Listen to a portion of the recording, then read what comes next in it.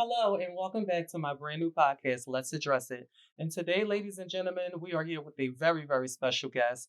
This lady is so beautiful, so talented. She's an actress, she's a model, and she's a dancer and a bona fide makeup artist. Everyone, please give a warm welcome to the beautiful Simone. Hey, you guys. Hi, sister. What's tea, baby? How are you? And welcome to the show. Great. Thank you for coming. You look Thanks for beautiful having as me. always. So we're going to jump right into it, okay? Mhm. So, a lot of people know of you from seeing you on TV, from seeing you in ballroom, and from doing makeup with your extensive list of, your client and celebrity clientele.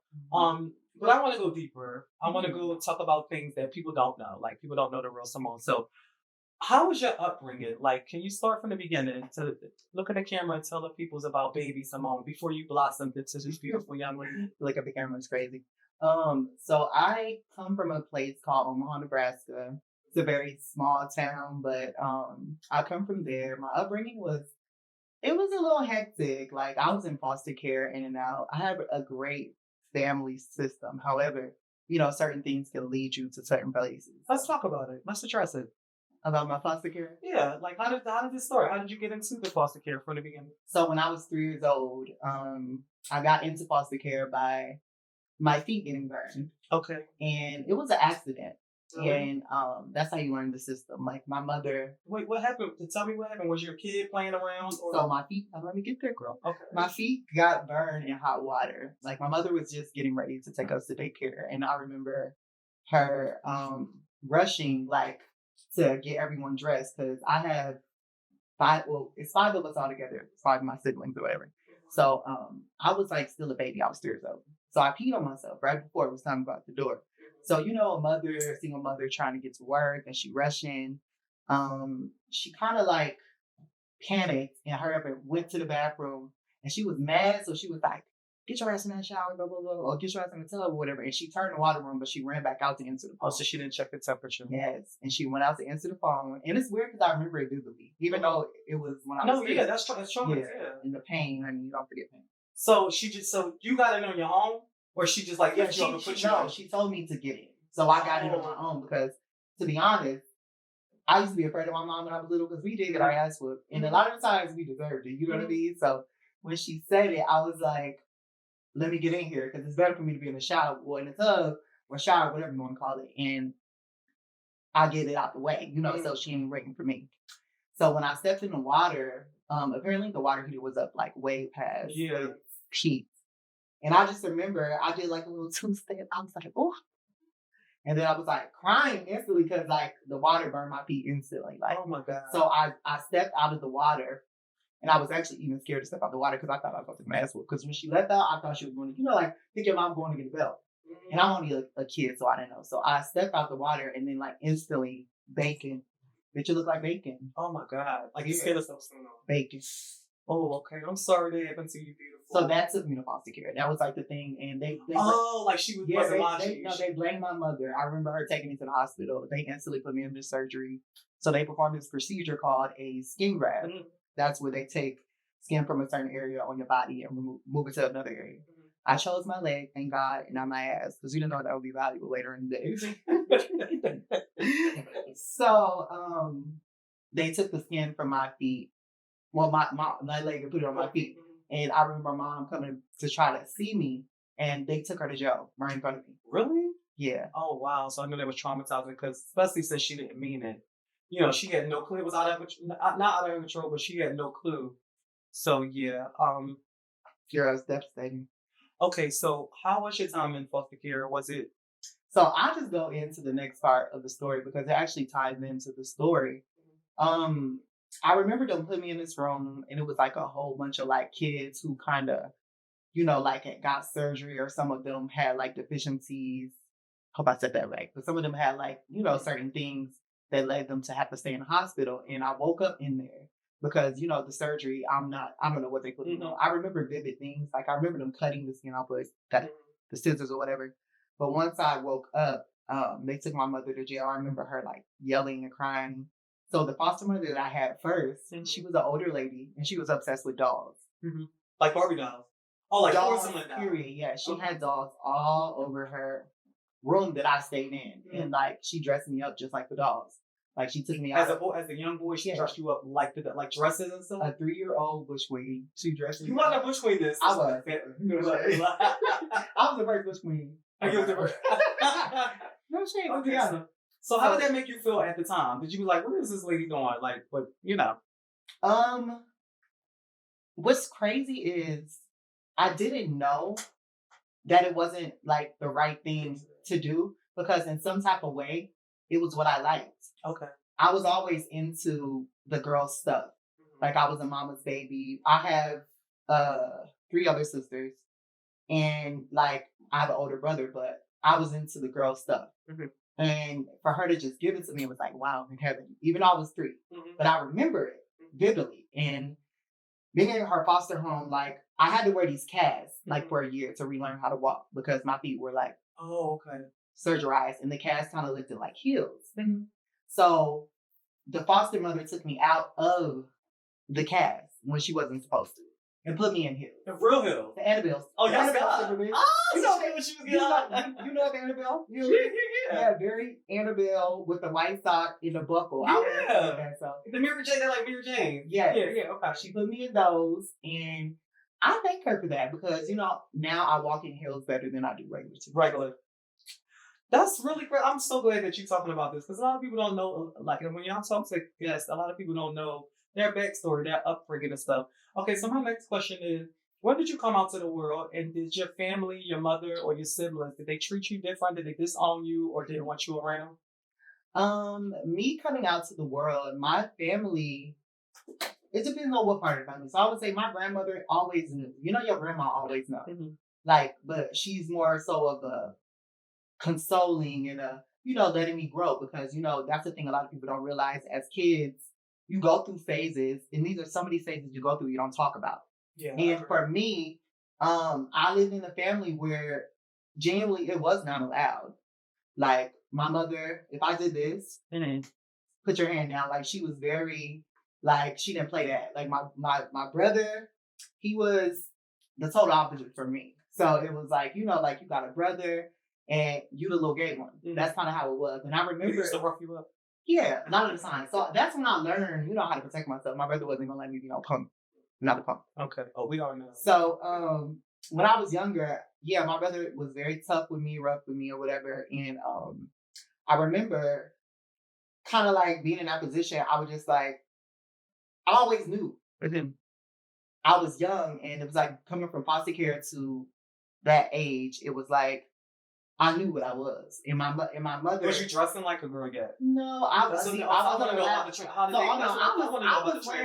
all the boy stuff up until I think it was like 16 years old. I got my first boyfriend, and this guy, he was like the total opposite lifestyle of me. His family was rich. He come from money.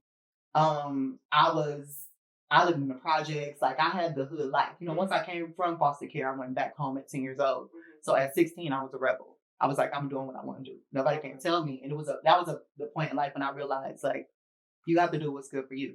And I remember my mother, however, she was not feeling it. So my mother found out, because me having a boyfriend, I invited him over to my house, and she would see him like 100 times before she even thought that, which was weird. We slept together.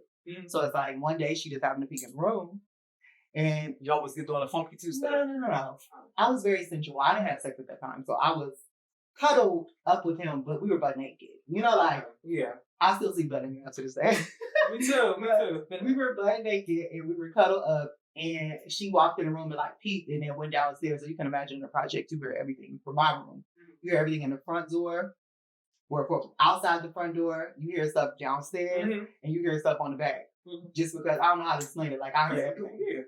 So my mom was like, I ain't doing that gay shit in here. She was out there talking to my grandmother, like, and my grandmother is very, like, quiet when my mom was talking. But everybody was scared of my mom. Oh, for real? Yes, they was. Okay. So was your dad around at this point? So my father, he disappeared, like, when I was young. Like, I don't really know too much of him to even bring him up. Okay, that's fine. That's fine. Yeah. Okay, Daddy wasn't there to change my underwear. Take it to the bed. Okay. All right. So now let's just get into this. Once you became Simone, baby Simone, because you were kid Simone at this point, when did you started getting? Well, no, that was Japan. Oh, that was Japan. Yeah. So you wasn't Simone yet. And I definitely still make sure I separate the two. Where did the name Japan come from? Okay, so let me get there. Girl, you are real. You speak real fast. Yeah, yeah. Okay, to be honest. So Japan, the name Japan came from my dancing world. Like when I started dancing, me and my best friend, which is Tokyo, which is in ballroom, you know her as Mia. Mia and I became friends in middle school, and she's from Omaha, Nebraska as well. Oh, really? So yes, so the name Tokyo in Japan is something we came up with when we met each other because it just fit our style. She was like the person who came and taught me about the gay stuff that I didn't know because I didn't have no one around me like that. So she was the person who came and told me what the top, what the bottom was. Like she told me like all of the different terms and like something I just wasn't. Yeah, you wasn't privy to. You know what I mean? So when I met her, that's when it's like it all started to make sense. I had a friend that I could explore and live and do my things with. So she was the person who kind of brought that out. I forgot the question that you asked, to be honest. Oh, we were talking about the comment. I forgot it too, because now I'm into the stuff. Yeah. Shout out to Tokyo. Shout out to Mia. Hi Mia. Tisci. All right, so wait. Oh, Japan. You got the name just like that. Yeah, so we got the name from being around each other, and then like when we got together, we were inseparable. Mm-hmm. So when there's Japan, there's Tokyo. You know, like it was like a thing in our style back in the day. We were like into the Harajuku culture. We love the culture of Japan, and it's crazy now to say so many people ask those questions like, why do you guys have those names? It fits y'all. It was all of the love for the country and the style, and it was just like that thing. So the people who know, they know, and that's where the name came from. Okay, so listen, at what age did you start getting your first procedures? Excuse me, and start getting your first procedures and doing like body work or enhancements and things like that? Oh, you went into it. Yeah, girl, come on, we gotta So when I my first surgery, it was way after this type of stuff. Like I had moved to Atlanta, and moving to Atlanta, it opened up a door for me to express myself. So when I got here, I started to dabble in fashion and clothes, and one day it's a heel, one day it's this, one day it's that. So the surgery and stuff came like. Is this where your modeling career started to come into? No, not sure. So the surgeries didn't come until later on in my life. I transitioned like later than normal girls. You was a late bloomer? It was an easy switch over though. Like I can tell. I didn't have to. You can sing, get up in. Y'all singing it? This thing, the fish patties. But anyway, go ahead. But I didn't have to do much, and it's not to brag or anything. It was just like the girl was always there. You know what I mean? The look was already there. The girl was already there. So the surgeries came around my like late 20s and the end of the late 20s. Well, like I think middle of my mid 20s. Okay, we gotta address it here because we gotta. Have you had any work done to your face? No, my face is all natural. You see my nose moves. And get the fuck off this couch. The only thing that I have done on my face is my teeth. Well, inside, like that's not facial work. But no, so this is your natural face. My natural. Are you looking? Get in, behold. This is her natural face. Okay, so listen. And bitches have always talked about it, so now you know. I've never had facial film. Now every girl has had a little filler here and there. Filler dissolved after. So she had fillers that don't count here and there. And this is three or 4 years ago from there. Okay. Yeah. All right. So listen, we gotta move on because we only got an hour on the couch, so we so put a bitch. And I gotta get you to come back. Yeah. And your lips move. I can't wait to second season, honey. We got a budget, bitch. Okay. So let me ask you this: How did you start doing makeup? Like, at what age did you start doing makeup? So makeup for me started when I was very young. It was like a hustle that I ended up turning into. Because originally I was a dancer. So when I got to Atlanta, did my first dance gig, did a few more dance gigs, and I'm like, I'm not making enough money. So makeup was the backup plan. And you are really good at it. Thank you. And your makeup looks really good. Thank you for doing my side. Let me stop. We try to do that. Okay, so like what can you name? Like, how, at what pinnacle do you feel like I've really made it doing makeup? Like, whose makeup did you do? You like, oh my God, I got her sitting in my chair. Like, who was it for you? It's crazy because this is the crazy part of me. I've been just equally as excited as everybody get a super opportunity to book me. Like, I don't put like any person in the chair that they're better than. I love that. However, working with certain celebrities that I have more of a closer relationship with, like Tiana Taylor and JT. Yeah, JT, which is one of my friends, my twin, my sister. Right, mind you, y'all. I'm gonna get into all this stuff later, the things later. But I remember JT posted like, my sister innocent. Yeah. But we're gonna get back to that. Okay, so who brought you to ballroom, and what was your first house? I need that story, and I need it now. So let's address it. Pony Zion is the first person who introduced me and my best friend to ballroom, actually. Tokyo? Yeah. Okay, go ahead. That's my only best friend. Okay. And then I have Chanel, of course, and EJ. Oh, Texas too? Yeah. Okay. Hi, Chanel. My primary best friend is Tokyo. Pony Zion reached out to me in Tokyo on MySpace. And if you guys know what MySpace is, if you know, you know. We was booming back before Instagram, bitch. Oh, y'all, so you already was the girl? Yeah, I was that girl. Back in those days. One on one. You know, still there. You know, so back in those days, Pony slid into my DMs and he was talking about the ballroom culture. Like, I had seen a few videos via online or whatever, and I was just like, I was so interested in voguing. I just thought it was amazing. Like, seeing Laomi, seeing Cassandra, seeing like all of the girls like in those times, like the iconic girls. Like, I was just like, wow, what is this? Can I stop you there for a second? What when you came into it, when you was looking up to the girls that was voguing, like who did you study? Who did you get them their stuff? Like okay, give me one femme queen, one butch queen. Like who did you like? I love like that. You know. See, I always have a disclaimer, so I never study anyone, to be honest. Okay. But if there's anyone I can give credit to for me, coming up in voguing, I would definitely say Laomi, and it was more inspiration on just her originality. I never liked to study people because I feel like your vogue would look like this. Yeah, you know, because you can read online. So with Laomi, I just looked at her. She just did her. She's the epitome of a yeah, she did her, and she got the right, not teacher. I don't want to say teacher, but you got the right one. Yeah. Now, give me one of the BQ. And then if I had to say a bush queen, ooh, that's hard because there's so many good ones. Give me your top two real quick. Okay, top two for sure. Cassandra Ebony, rest in peace, Cassandra. And it's a beautiful thing that I actually had the blessing to battle Cassandra. Really? Yeah, it's like I'm gonna get that in one of these clips before. I'm gonna throw that all up in there. Don't go looking for that, child. But anyway, sorry to pull you up. I mean, yeah, she won the battle. She didn't tear me up. She won the battle. Y'all gonna listen to her. If you know, you know. Shout out to my girl Cassandra. All right, give me one more. Give me the second one. And if I had to say another bush queen, I would say Kurt Khan. I was a big fan of him too. Okay, Kurt Khan. Now, you were on Legendary. Season 2 of Legendary. No. We were Legendary. You have to say that. No shade. So I love you. So you were on Legendary Season 2 on HBO Max. Tell me, how was that for you? Like, was it like the whole experience, the overall experience in brief? So Legendary Season 2 was an amazing experience for me. It was the moment where I think people got to see me showcase my dancing abilities. Because, like, you know, people who know me personally knew I was a dancer. I done toured dancing. I done did many things dancing. When I got on Legendary, it was public. It was HBO. It was like, it was a good thing. And being that it was season 2, you know, the budget was bigger.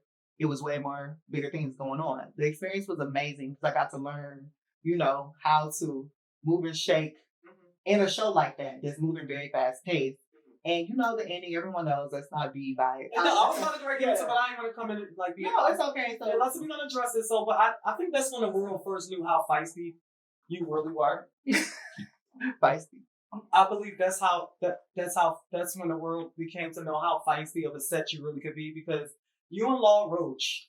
Shout out to Law Roach, big name in the fashion industry. Shout out to Law Roach. Y'all had some. No, that's my girl. Oh yeah. Let's get that clear. Oh, y'all want address it. Yeah, let's get that clear. So Law Roach is my girl. Like, you know, I feel like people have to remember when you're in ballroom, there are a lot of passionate moments that you express yourself in. You don't take the way you take it. Me and Law Roach are very cool. Oh, really? That's decent. Because a lot of the world probably don't know that. They probably thought y'all relationship stopped there. Yeah. That's decent. Tell us that we did. But no, our relationship is good. Me and Law Roach have spoken about the situation after. It's TV, and y'all. It's for the drama. What y'all saw was TV. Yeah. Okay. Let me see. You made your acting debut where exactly? My acting debut. My first speaking role was actually on NBC show called The Equalizer with Queen Latifah. So that was like my first time being able to act and talk while I'm acting and play a character. And I'll tell you, that shit was crazy. But It was? like for it to happen, it was just so surreal. Yeah, because I remember. All right, so come on, because we got to talk. So, how did it feel to actually meet Queen Latifah in person?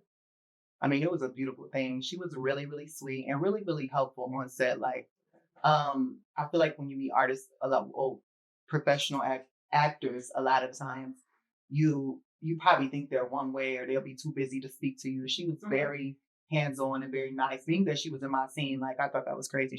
She helped me and made me comfortable. That's really dope. You guys, listen, she has an extensive list of shows she's been on, like Marvel's Doom Patrol, HBO Lovecraft Country. I didn't know you was in Lovecraft Country. What you did on there? Episode 5. I was in a cabaret, and you know the actor, rest in peace to. Oh yeah. I know what you're talking about. What's the one? Mike. His name is like Mike. I know what you're talking about. Michael. What's his name? Which one of y'all yelling Michael Duncan. Duncan? Is it Duncan? No, he's a dark skinned dude. He was cool with DMX. He played on the jazz movie and stuff. Oh, with the scar. He was in Pulse too. Yeah, he was in Pulse too. Well, anyway, go ahead. Go ahead. Well, acting with him I was the person in the cabaret that brought him to the cabaret to make him feel comfortable. Oh, you sure was, sister? Yeah. You was. Oh my God. So I'm feeling things. Okay. All right. So tell me about your so you did a feature dance. You did. You was actually on tour with Tiana Taylor. Yes, I toured as a dancer as well with Tiana Taylor.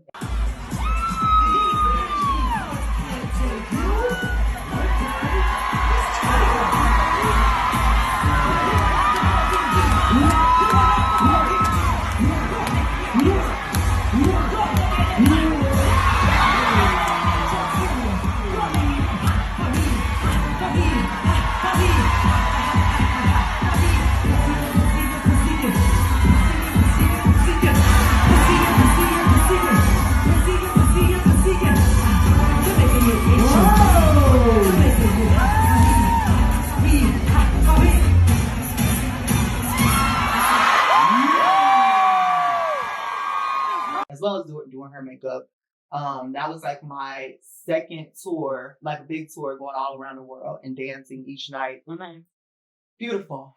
Okay, so let's get into it. So when you came to ballroom, you came in as a performance girl, right? Yes, I did. Well, originally, let me break the ice. I originally started as Bush Queen face, and then I went into drag space, and I walked drag space once, and I just didn't really like it. I felt like face was too much. So I expressed in my house of Jordan Zion at the time that I wanted to vogue, and they didn't really see it from me voguing. So I left their house, and I became a Mizrahi. And that night, I won the ball. Voguing? As a Bush Queen? Yes. Really? What ball was it? I cleared through the girls. It was an Atlanta mini ball. They used to have them every Wednesday. Shout out to Andre Mizrahi. Yeah, tore them up. Okay, so listen, what house did you join for that when you started being a name, a household name? What house was you in when you really was tearing through the girls as Femme Queen performance? I would definitely have to say to make my name in ballroom, the staple woman to me at that time was for performance was Mizrahi. Mizrahi was the house that everyone knew the girls in Mizrahi to vogue. Like Mizrahi was a voguing house in those days. Like, wait a minute, okay, not to cut you off. I seen you on a team performance down in the lake. Y'all had this color burgundy shimmery. It was like a team performance. Yeah, that was when I became a Tisci. That was when she was a Tisci then. So you was a Tisci then. Well, who was that? Break that whole thing down, because y'all cleared that night. Who was it? The night I walked the team performance category was with Bam Z West, and it was my debut as a Tisci. I just left the house of Mugler during that time, so that was like a big night for me actually, because not only did we win, but it was just like yeah, bitch, we here. Yeah.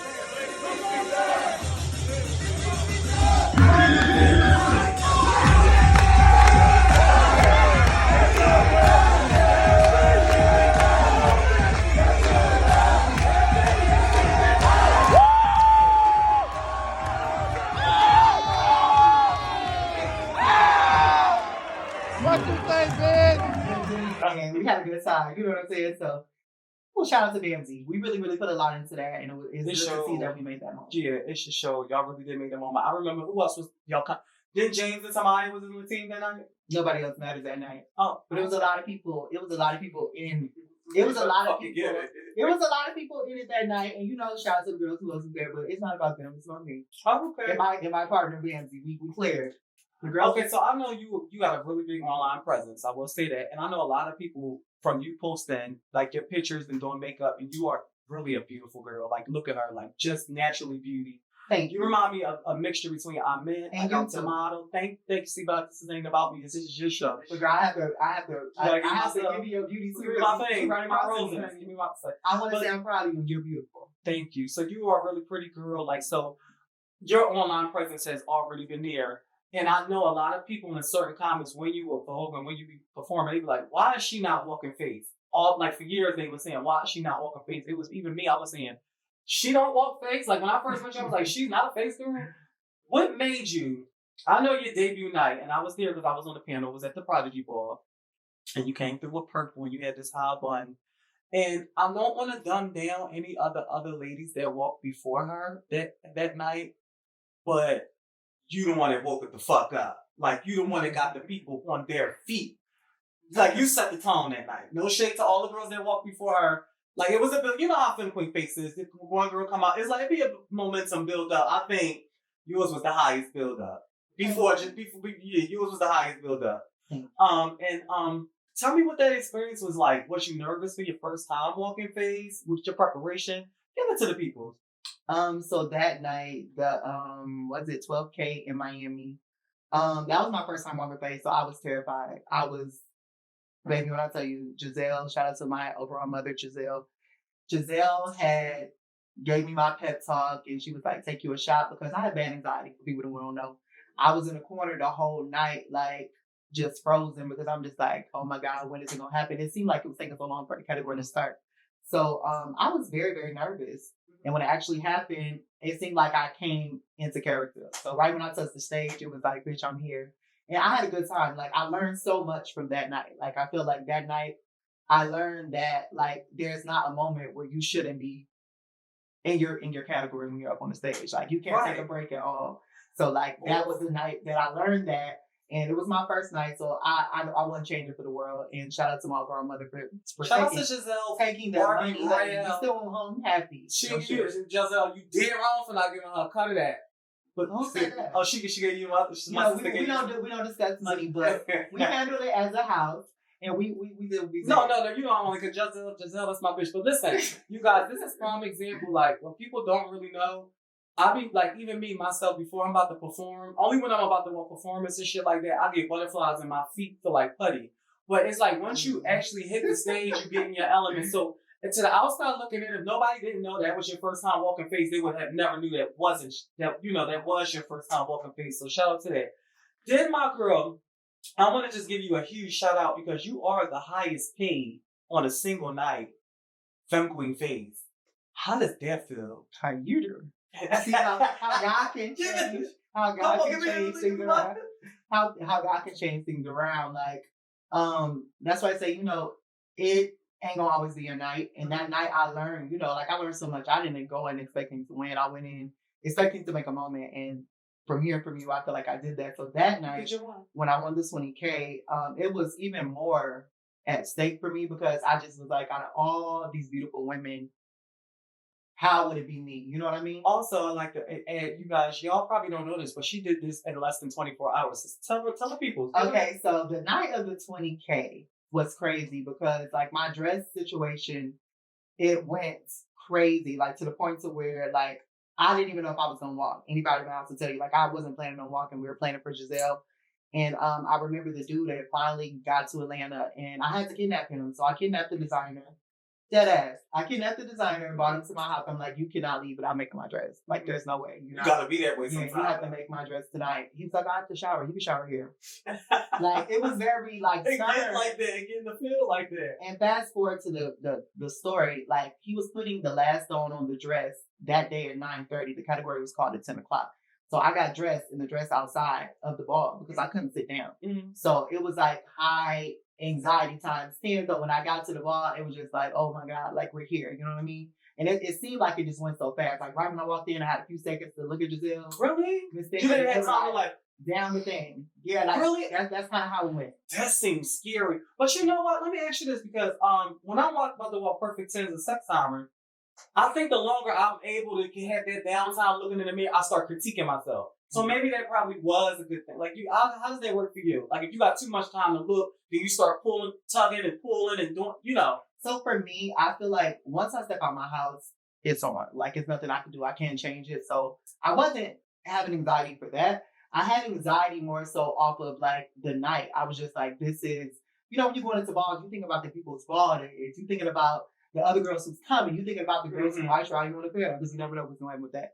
And my anxiety was that. Like, I was like, oh my God, like, hopefully I could do this. So when I got down the runway, I was already in my mood. Like, I was like, I knew I looked good. You was in your element. Once that dress got on the shape, because it was really the dress that I was nervous about, if anything. I was so... How did you, for the people that don't know, how did you get in? Did they make that on you? Like, because that was sculpted perfectly for your body. So the dress was made with plexiglass. He had the melted plexiglass to a mannequin. And, of course, the mannequin fit my shape. So the plexiglass melted to the mannequin, and then it was a front part and a back part. So he put it together and brought it up the side. So once it was on, it was given like, you couldn't move. Yeah, I couldn't sit down. Even when they told me to lean up to the panel, like if you see on the clip, I did like this, but I couldn't even lean over too much because it felt like I had on like a glass slipper or something. Okay, so that night for the 20K, who did you battle that night? So I was still considered new face, to be honest. So I went through the new face girls, which I believe one of them was a Saint Laurent, and that's why I say when I'm walking, I try not to put the names of the girls because it's like it's not about them, it's about me.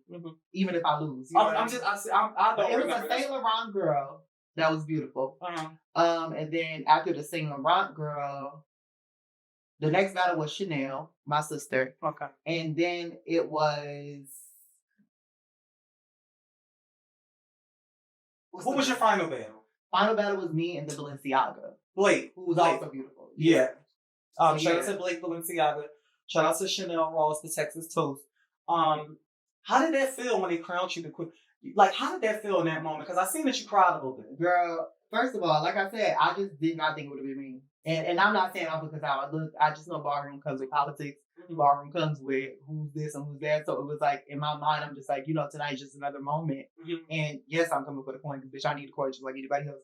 But I'm like, tonight, I'm just like, it's too many dogs in the building. And I'm just like, in my mind, like for a new girl comes to a category, you think like that. Yeah, you like, no shade. Bitch, you gotta go through the girls. The girls. That's like that. That's not even their names, just the girls. Okay, so how did it feel at the Alpha Omega Ball when you came through and it was green? It was all black with a touch of green, I believe. And you came with the hat. Who was the mastermind behind that whole theme of the way you brought it? So the look really basically came from me listening to the directions of the Alpha Omegas. I watched their live. And their overall mother, Sanaya? Oh, I'm sorry, Mika. Mika, yeah. Mika had said she wanted to see something different, and a lot of girls was always wearing gowns. If anyone knows me, I'm not really a dressy girl. Like, I don't do dresses too much, and when I do, it's a reward. So I was like, I don't want to wear a regular dress. I'm tired of it, So when she gave the detail of what she wanted in the live, I went off of that, and it was kind of like going off of what she said and what I felt at the same time. So the look was classic. I just like to be classic, and I felt everything about that look. That was like one of my favorite times. That was your favorite. So when I walked out there, I knew I was the baddest bitch in that room. It's no shit. No, you look damn good, and you woke it up again. But not only that, you won Femme Queen Face against a lot of the girls, and it was in the Mecca of ballroom. So those wins mean a lot. Yes, it means a lot. Period to anybody. You know what I'm saying? There's no shade to all your other wins, but it's hard to win in New York. If you do win in New York, it makes you a real household. Bitch, I'm here to say.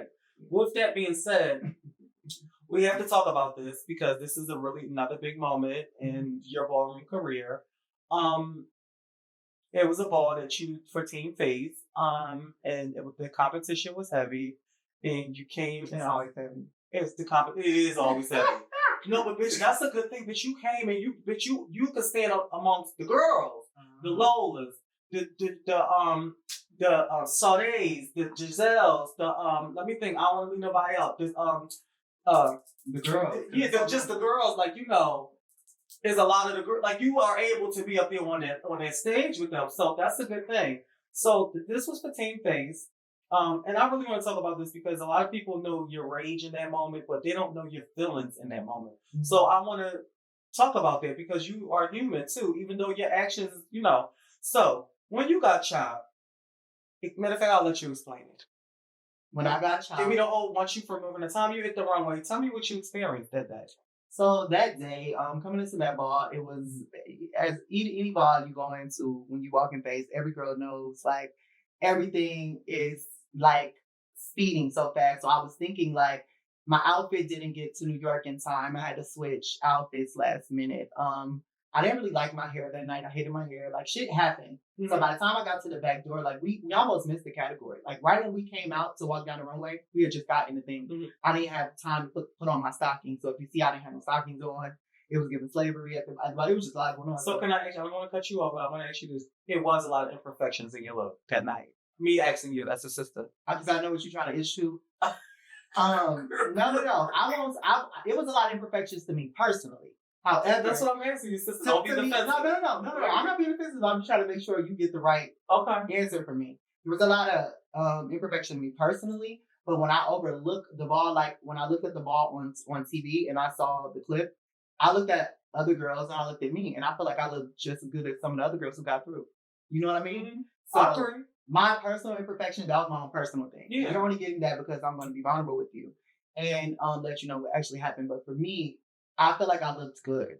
And I think by the time we got to the middle of the runway, I was chopped before we got to for the people to even see my face or give me time. You didn't even get up close. I seen them raising the things as if someone prompted them to. And in my mind, like, that's where the rage came from. It didn't come from. So wait a minute, because I don't think I ever got this story. I think because Oh no, this is a Diane story, baby. Baby. So listen, so we're getting a motherfucking exclusive on what? Let's address it. So wait a minute. And I'm going to speak on it now because I had got a lot of backlash because the way I took to the media is defending you. Yeah, and it was rightfully so. No, I really care for you that night because I just feel like, and see, a lot of y'all don't know, it takes a lot of time, preparation, hotel fees, traveling fees, the gown alone, getting your makeup professional. That is a coinsy set. Not to mention what y'all don't know, she was just previously chopped the week before that for some bullshit that had nothing to do with her. She was caught in a crossfire. So y'all have to keep in mind am I right? No, sister, am I right though? No, like, you caught a stray the week. Okay, so what happened was she caught a stray the week before and they chopped her because of some kind of house affiliation stuff. I don't know. I wasn't there. The ballroom mayhem. The media mayhem. It was like one of those things where you chop my house, I chop your house. It was like one of those things. I'm not going to get into that because I wasn't there and I don't have any dog in this fight. And then, I am a woman. I'm not into ballroom. So I'm, a cisgender woman right now. But what I will say is that night, so basically what you're letting the world know now is you were chopped all the way back there. Well, the world knows because to people who saw the clip and people who were there, I've heard people say it too because it took for, sometimes people come back and tell you. And a person came back and told me the same thing that I thought I already knew. You know what I'm saying? So, yes, they were raising the signs before we even got anywhere near the front. Well, let's get to the meat and potatoes of it all. What do you think encouraged today to chop here? I won't speak on the encouragers. I'll just speak on the situation because it was shady. That was the thing, yeah. And I feel like the situation with today, I will say today because this is a new day. I learned from that situation. I don't think it was right for me to put my hands on Tanae. And I will say that. I don't think that was right for me as a mature adult to put my hands on her. However, that is a situation that can happen to anyone when you're pushed too far. You're pushed. And someone's attitude as an icon, because I feel like when I think of icons, I think of people who are role models, people who are people I can learn from, people who are like a girl who, this is her third time walking face, would need to know what she did wrong. You know what I mean? And not to say that it's a time and place, because, some people say, you should have waited till after. You should wait till then. No. I didn't have time to wait for them because I was getting ready to leave. And I asked her nicely then, and people saw that. And then I asked her nicely the second time. And when you give me the nastiness the second time, and then I hear your side conversations that you're saying that my friends heard you while they were behind you, it's almost like, Like what happens, happens. So I can't take away what happened because That was a mistake. you gotta say no. Baby, listen. It wasn't a mistake either. You have to be real. It wasn't a mistake. It was not a mistake. It was just a reaction. It was a reaction. A reaction that wasn't called for in that situation. Okay, and but honest, and I'm gonna always stand 10 toes down because ain't nobody gonna make my mouth look like ketchup. I feel as though y'all have to stop playing with people because people put too much time, money into their effects, their looks, their travel and stuff like that. Until the bitch who said, "Oh, she must have needed that money, bitch." I did. No, okay, we're not gonna do that. I'm just being what honest. she did was wrong to the lady tonight. I'm not doing that. Don't get me wrong. No. To the bitch who said, I needed that. Like, bitch, she must have needed that money. I did. I need that money just like any other girl. That's what I mean. That's what I'm saying. No, but listen, I just really want to say this. I do believe that people do have the right to ask why they're being chopped. Just why. That way, I want to know what can I have done different the next time. How can I bring it better? I feel as though we do. So when y'all be saying she don't have the right to approach no fucking icon, yes, she do. Because how are they going to learn? Stuff like that. Now, and the way the icon respond, that's the thing. Your icons, y'all gonna listen to our icon or what? And I'm iconic to me. Okay, so let's get that straight. Okay, so I want to say our time is like almost up is coming to an end. I know we couldn't cover every single thing, but first of all, thank you for coming. Is it just me, y'all? Or she look like Sierra? Don't she like the singer Sierra? Russell Wilson's wife. Okay, no. So I want to say thank you for coming on the Let's Address It podcast. Is there any new endeavors that you'd like? Because I know we was talking off the back, and I don't know if you want to bring it to the people in the forefront. No, this is big though. Tell the people's what you stop, sisters. Like you said, don't get bashed now. She is so silly, y'all. Tell the people's what you're working on now. Stay tuned. Simone is always working. Make sure you guys are staying tuned. I have some products coming out. And some other things that I can't really talk about now, but just stay tuned. Simone's always doing her thing. Follow me on Instagram and Japanese. Oh wait, this is not over. My last and final closing thing is: if you can talk to any young girl in the scene, if you can talk to your younger self, a girl that's coming out confused or just like starting early on in their transition, don't know about ballroom, don't know about dating, none of that. Look at the camera and talk to your younger self. What advice would you give that little girl? Okay. To my younger self or younger girls coming up in transhood, I would definitely say be you, because you already started by choosing to transition into being you. And you have to remember that. And what that is, you're not transitioning to be anyone else or to be anything. You're transitioning to be you. So be you. Oh, you ate that. All right, you guys. Well, that wraps it up. I'm with the beautiful Japanese faces on Instagram, y'all. I want to make sure I include her Instagram and all of her ads and stuff on the video. It's going to be at the bottom of the screen. Thank you, Simone, for coming on the show. Thank you for having me. Tell everybody out there what show you on. The count of 3. 1, 2, 3. Let's address it. If you don't know what the name of the show is. Wait, I thought you said 1, 2, 3. You just went so fast. All right, so 1, 2, 3. Let's address it. Let's what? Period. All right, cut. Yeah.